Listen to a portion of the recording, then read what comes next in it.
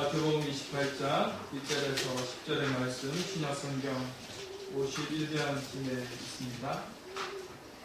찾으셨으면 한 절씩 교독하도록 하겠습니다. 마태복음 28장 1절에서 10절의 말씀입니다.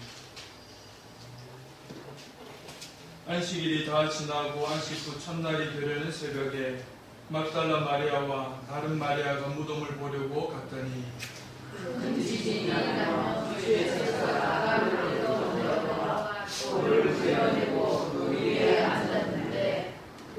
그 영상이 번개 같고 그 옷은 눈같이 희건해요. 지금 저들이 그를 무서워하여 걸려며 죽은 사람과 같이 되었더라. 천사가 여자들에게 말하여 이르되 너희는 무서워하지 말라. 십자가에 못 박히신 예수를 너희가 찾는 줄을 내가 아노라.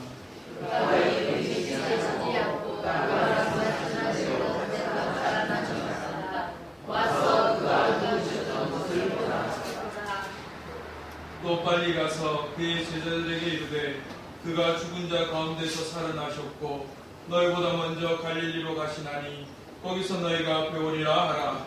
보라 내가 너희에게 일렀느니라 하거늘. 그 여자들이 무서워하고 미국으로 알리의 문을 떠나 제자들에게 알리려고 하시되 예수께서 그들을 만나 이르시되 평안하냐 하시거늘 여자들이 나아가 그 발을 붙잡고 경배하니 이에 예수께서 이르시되 무서워하지 말라. 가서 내 형제들에게 알리려 가라 하라. 거기서 나를 보리라 하시니라. 아멘. 유럽에 있는 많은 교회들이 지금 문을 닫고 있는 시점입니다. 그냥 문을 닫는 것만이 아니라 교회가 술집이 되고 또 교회가 옷을 판매하는 장소가 되고 있는 것이 현실이죠. 2015년도 영국 에딘버러에 이제 루터 교회가 문을 닫으면서 팔렸는데 어디에 팔렸냐 했더니 술집에 팔렸습니다. 그 술집의 테마가 프랑켄슈타인이었습니다. 그래서 프랑켄슈타인 소설에 나오는 성처럼 꾸미고 그리고 온갖 기괴한 물건들을 갖다 놓고 그리고 프랑켄슈타인 이 모습의 모양을 갖다 놓으면서 그곳에서 마시고 즐기고 있는 그런 것이 지금 현재 실정인 것이죠. 네덜란드에서는 1889년도에 지어진 성당이 문을 닫으면서 여성 의류 전문 판매장으로 바뀌기로 하였습니다. 네덜란드는 이제 가톨릭 국교인데요. 그 나라에 있는 1600개에 있는 성당 중에 3분의 1가 지금 문을 닫은 실정이라고 합니다. 특별히 장로교회 본산지인 스코틀랜드에는 200년 전에 지어졌던 교회가 술집으로 또 바뀌게 된 일들이 계속해서 일어나고 있습니다. 그런데요, 불가리아에서는 또 다른 일이 일어났습니다. 그 일이 뭐냐면 2001년도에 김아예 원종숙이라고 하는 선교사님이 파송이 되어서 그곳에서 열심히 사역을 하시고 점점 성도가 늘어나자 교회를 옮겨야 되는 상황이 되는 거예요. 그래서 교회를 찾던 중에 마침 코로나 팬데믹으로 인해서 문을 닫은 나이트클럽을 발견하게 된 겁니다.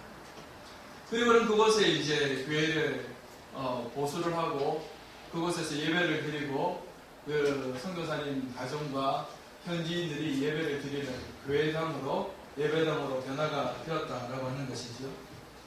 이런 두 반대되는 사례들을 통하여서 우리가 알 수 있는 것이 있습니다. 겉으로 보이는 것이 그 이름을 지칭할 수 있는 것은 아니다 라고 하는 것이죠. 아무리 겉으로 보여지기에는 교회처럼 보이고 예배당처럼 보이지만 그곳에 술집이 성행하고 있다면 그곳은 교회가 아니라 술집인 것이죠. 그러나 겉으로 봤을 때는 나이트클럽이라고 하는 예전에 썼던 건물이지만 안에 예배를 드리고 있는 사람들이 있으면 그곳은 교회요 예배당이라고 할 수가 있는 겁니다. 우리 교회 역시 마찬가지 아닙니까? 우리 교회가 이곳에 들어오기 전에 이곳은 학원으로 사용되었던 곳이라고 들었습니다.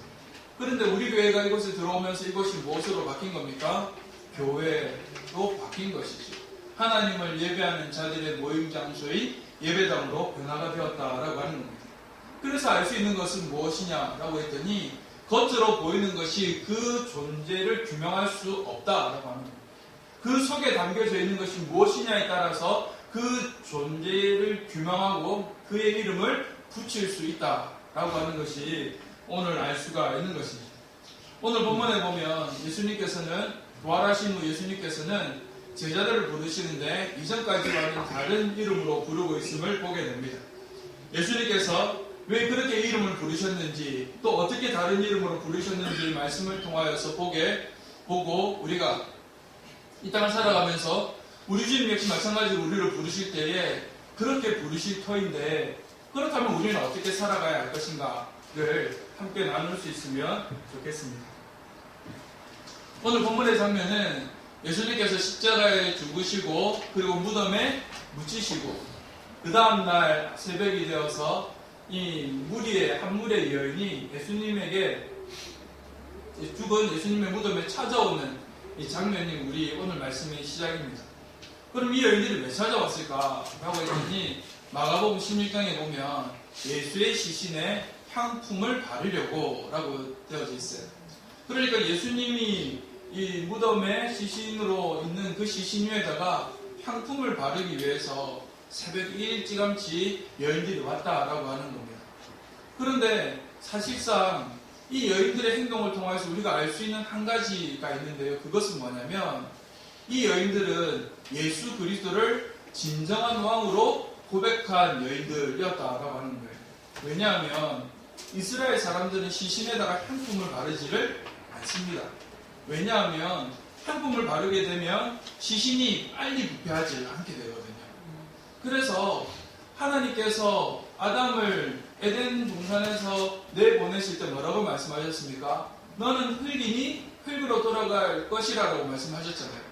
그래서 이스라엘 백성들에게 있어서의 큰 소망 중에 하나가 뭐냐면 땅에 묻혀서 빨리 흙으로 돌아가는 것, 그것이 그들의 소망이에요. 그래서 일반적으로는 시신에다가 향품을 바르지 않습니다. 그런데 유일하게 향품을 바르는 지위에 있는 사람이 있어요.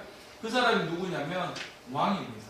왕에게는 향품을 발라서 그리고 이제 무덤에 안치를 하게끔 되어져 있죠.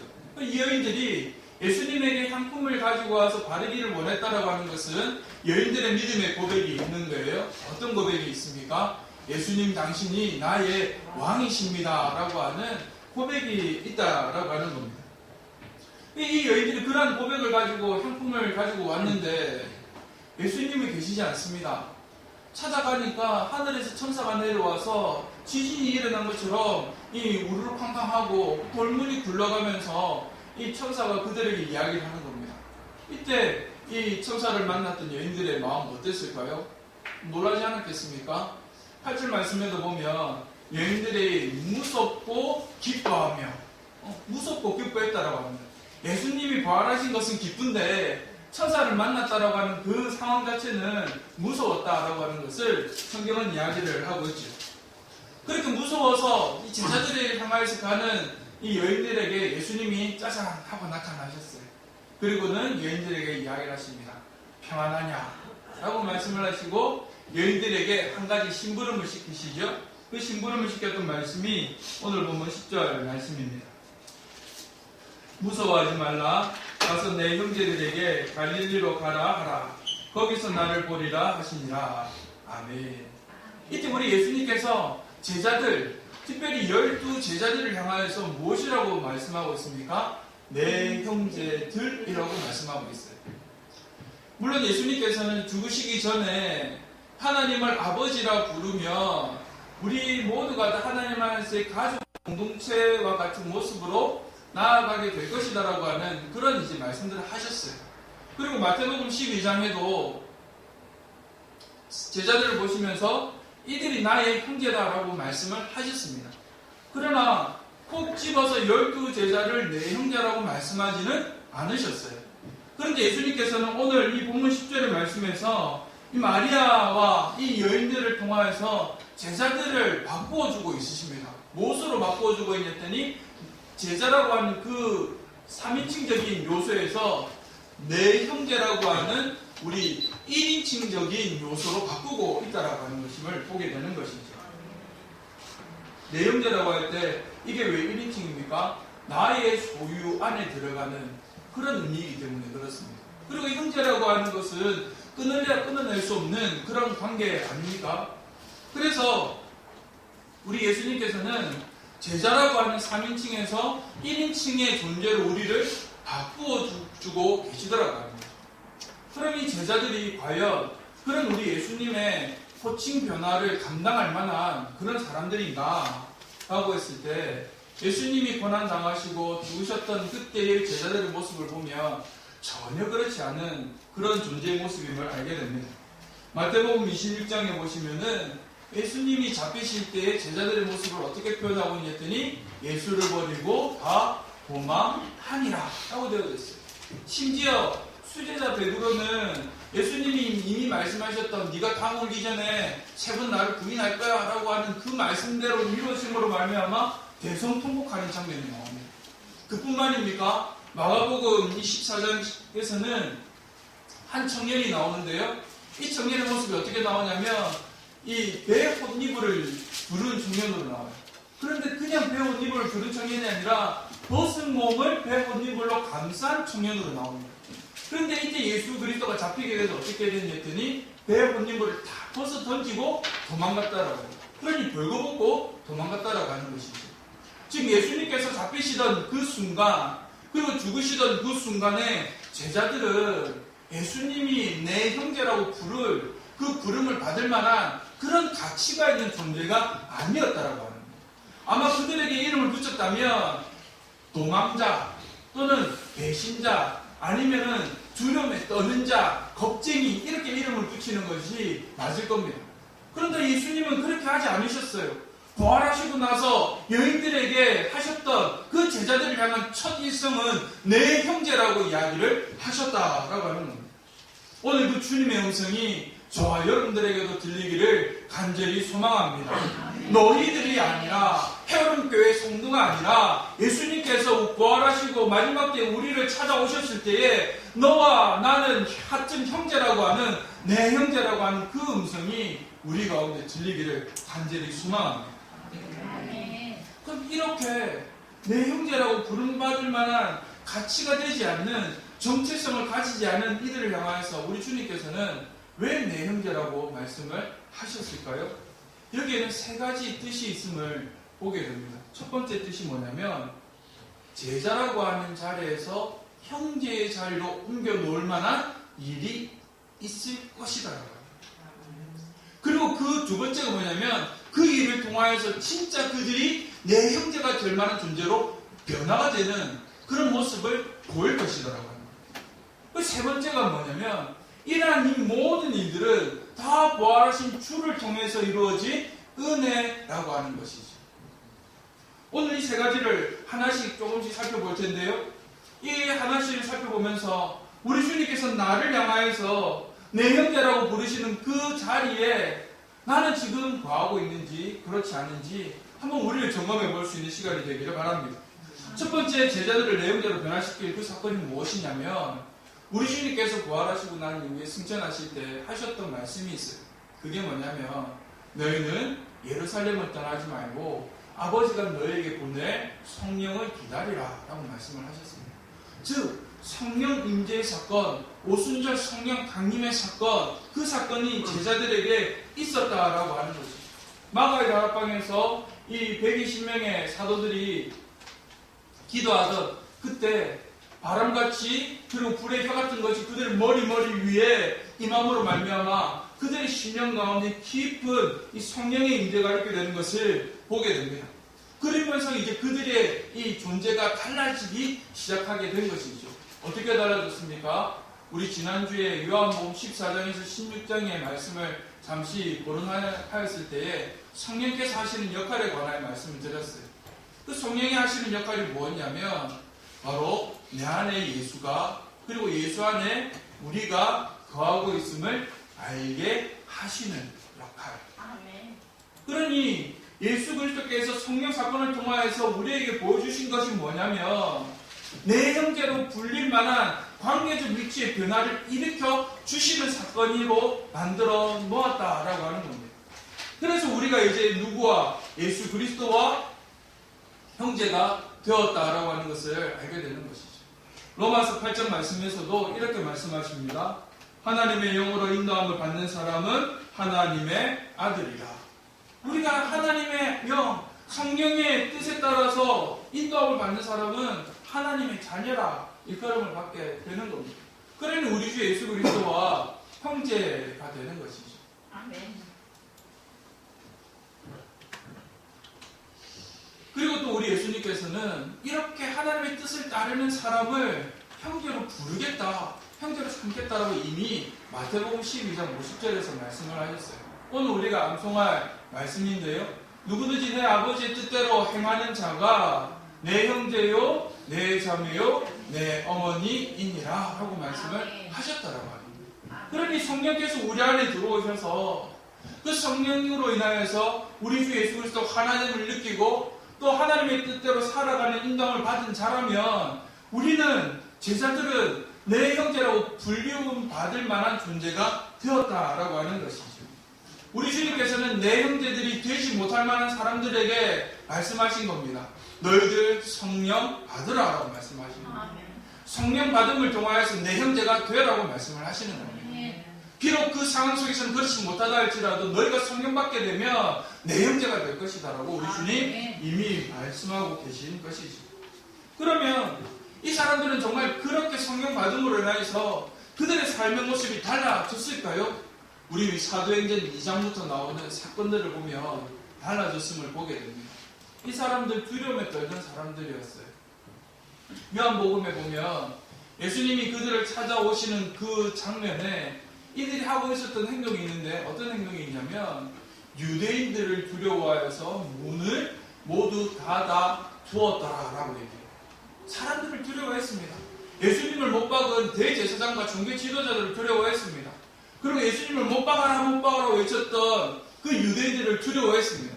그런데 그들에게 성령이 임하자 놀라운 일이 벌어지게 되었습니다. 어떤 일이 벌어지게 되었냐 했더니 오순절을 지키기 위하여서 곳곳에서 찾아온 사람들을 향하여서 뛰쳐나가 우리 주 예수 그리스도가 부활하셨고 당신을 위하여 이 땅 가운데 오셨고 그분이 진정한 왕이십니다 라고 하는 복음을 선포하기 시작하였다라고 하는 것입니다. 그런데 그 사람들에게만 복음을 전한 것이 아니라 대제사장과 종교 지도자들 앞에 붙잡혀 간 그 순간에도 베드로가 복음을 전하는 것을 그치지 아니한 모습을 통하여서 그들이 달라졌다라고 하는 것을 알 수가 있는 거죠. 그런데 그것만 달라진 것이 아닙니다. 이 사람들 제자의 자리에 머물러 있었을 때에 이 사람들은 긍휼이라고 하는 마음을 지적으로 생각하고 또 판단하는 사람들이었어요. 오병이어 사건에 보면 예수님께서 제자들에게 이야기를 하시죠. 한 사람을 불러서 이 사람들을 먹이라라고 하니까 그 사람이 하는 이야기가 주님 이 사람들을 다 먹이려면 200데나리온의 돈이 필요합니다 라고 이야기를 하는 거예요. 어떤 겁니까? 주님께서는 그 불쌍히 여김을 받을 만한 사람, 목자에 든 양같이 떠도는 사람, 그 사람들을 보면서 너희의 마음에 불쌍한 긍휼함이 있기를 바란다라고 말씀을 하셨는데 예수 그리스도를 믿는다라고 따르던 그 제자들은 이 사람들 먹이려면 200데나리온 정도가 필요해. 주님, 그리고 또 한 얘기가 이 사람들 지금 빨리 어두워지기 전에 보내서 밥 먹고 돌아오게 합시다라고 하는 그런 이성적 판단을 하던 사람들이었다라고 합니다. 그런데 이 사람들이 달라집니다. 예수 그리스도를 만나자 그들의 마음에 긍휼의 마음이 솟아나게 됩니다. 그래서 했던 첫 번째 일이 뭡니까? 3장에 나오는 사도행전 3장에 나오는 성전 미문에 앉은 자를 보자마자 베드로가 외치죠. 나에게는 꿈과 금은 없지만 내게 있는 것으로 내게 주노니 나사렛 예수 그리스도의 이름으로 일어나 걸으라 라고 하는 이하 선포를 하고 있다고 하는 겁니다. 그 선포 속에 무엇이 담겨져 있는가? 그 나면서부터 안진 바 된 그 장애인을 보면서 긍휼한 마음이 자연적으로 일어나게 되었다라고 하는 것이죠. 성령이 임하니 그들의 정체성이 달라지고 성령이 임하니 그들의 그 삶이 달라지고 있는 것을 보게 되는 겁니다. 그것을 이루게 하신 것이 바로 우리 주님의 부활의 은혜라고 하는 겁니다. 왜 그것이 부활의 은혜일까요? 우리 주님께서 잡히시기 전에 요한복음 14장에서 말씀을 하십니다. 내가 이제 곧 죽게 될 텐데 내가 죽게 되면 너희들 고아와 같은 그런 두려움에 떨고 겁에 질리고 연약하여서 배신하는 일들이 있게 될 텐데 그런 자리에 그냥 두지 않고 내가 너희를 위하여서 성령을 보내겠다 라고 말씀을 하고 있기 때문에 그렇습니다. 그리고 우리 주님께서 부활하심으로 말미암아 그 부활하심의 목으로 승천하시고 난 이후에 성령께서 오시겠다라고 말씀을 하셨다라고 합니다. 그들의 정체성을 변화시키고 그들의 정체성의 변화를 통한 삶의 변화는 무엇으로부터 시작이 되었느냐 했더니 바로 부활하심의 은혜로부터 시작이 되어졌다라고 하는 것이죠. 그래서 우리 주님의 부활이 반드시 필요한 사건이었습니다. 우리 주님의 부활이 있지 아니하면 성령께서도 오시지 아니하고 성령께서 오시지 아니하면 우리는 이 땅 가운데 정체성이 예전과 같은 똑같은 그 죄인의 정체성으로 살아가고 부족함의 정체성으로 살아가고 죄인의 정체성으로 살아갈 수밖에 없는 존재였을 것입니다. 그러나 우리 주님의 그 부활을 통하여서 성령께서 오시는 그 길을 열어주심으로 말미암아 우리의 정체성이 달라지고 우리의 정체성이 달라짐으로 그 삶이 달라지게 되었다라고 하는 것이죠. 사랑하는 우리 여러분교회 성도 여러분, 여러분들 부활의 은혜를 누리고 계십니까? 아멘. 부활의 은혜를 통하여서 우리 주님이 우리에게 보내주신 성령 하나님의 그 임재와 함께하고 계십니까? 아멘. 그렇다면 이제는 우리 이전과 다른 이름으로 살아가야 돼요. 어떤 이름으로 살아가야 되냐 했더니 주의 형제라는 이름으로 살아가야 됩니다.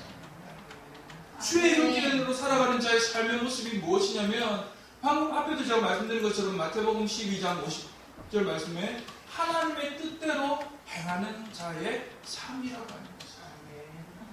그러니까 하나님의 뜻대로 행하는 자의 삶이 뭡니까? 우리 주님이 요한복음 그 15장에서 말씀하셨죠. 네가 내 안에 거하면 너는 내 계명을 지키라 라고 말씀하셨어요. 그 계명이 뭐냐면 서로 사랑하라고 하는 계명입니다. 오늘 또 서로 사랑하라고 하니까 목사님 지난주에도 서로 사랑하라고 했는데 또 사랑하라고 하죠. 사랑이 그렇게 중요합니까? 중요합니다. 왜냐하면 우리 하나님의 공의와 우리 하나님의 정의와 우리 하나님의 죽으시고 부활하신 그 모든 일들은 우리 하나님께서 우리를 사랑하시기 때문에 행하신 것들이기 때문에 그렇습니다. 그래서 성경을 우리가 압축하여 요약하면 한 구절로 이야기를 할 수 있지 않습니까? 제가 몇 차례 말씀드렸는데 그게 성경의 무슨 구절입니까? 요한복음 3장 16절 말씀.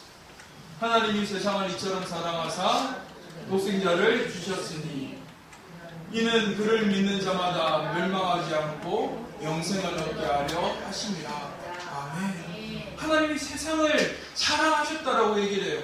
그 세상에는 자연도 있고 그리고 피조물도 있고 많은 존재들이 있지만 그 세상 안에는 나와 여러분들도 있다라고 합니다. 그 하나님께서 우리를 사랑하셔서 독생자를 보내주셨다라고 하는 것이죠. 그래서 우리 하나님의 그 모든 뜻에는 무엇이냐 했더니 서로 사랑하라라고 하는 뜻이 가장 큰 뜻으로 나타난다라고 하는 거예요. 우리가 주의 형제로 살아갑니까? 그러면 서로 사랑하며 살아가요. 서로 사랑하며 살아가는 것이 주의 형제로 살아가는 겁니다. 서로 사랑하며 살아가는 것이 주의 뜻대로 하나님의 뜻대로 살아가는 자입니다. 그렇게 살아가는 자들을 향하여서 우리 주님께서 네가 내 형제요, 내 자매요, 내 어머니라 말하는 것을 듣게 되는 줄로 믿습니다. 오늘 그렇게 살아가기 위해서 반드시 필요한 것이 있어요.